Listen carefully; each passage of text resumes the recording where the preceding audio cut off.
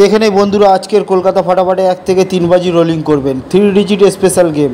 বন্ধু আর একটা গেম রাখা আছে আমাদের এখানে 2 ডিজিট স্পেশাল গেম, যেটা 1 থেকে 4 বাজি রোলিং করবেন অবশ্যই একবার পাস হবে। যদি কোনো কারণে মিস যায় ওটা 1 থেকে 6 বাজি রোলিং করবেন অবশ্যই 2 ডিজিট গেম পাস হয়ে যাবে। এবং 3 ডিজিট গেমটা একবার পাস হয়ে গেলে ছেড়ে দেবে 1 থেকে 3 বাজির মধ্যে। দেখে নিই তবে আজকের গেম।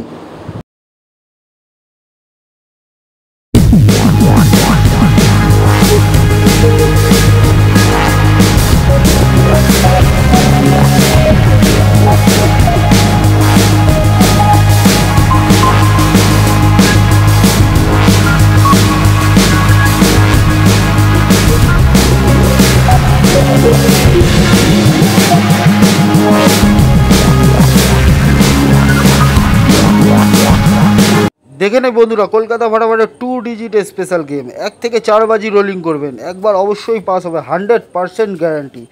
যদি কোনো কারণে বাই চান্স গেম মিস যায় 1 থেকে 6 বাজি রোলিং করবেন অবশ্যই পাস হবে।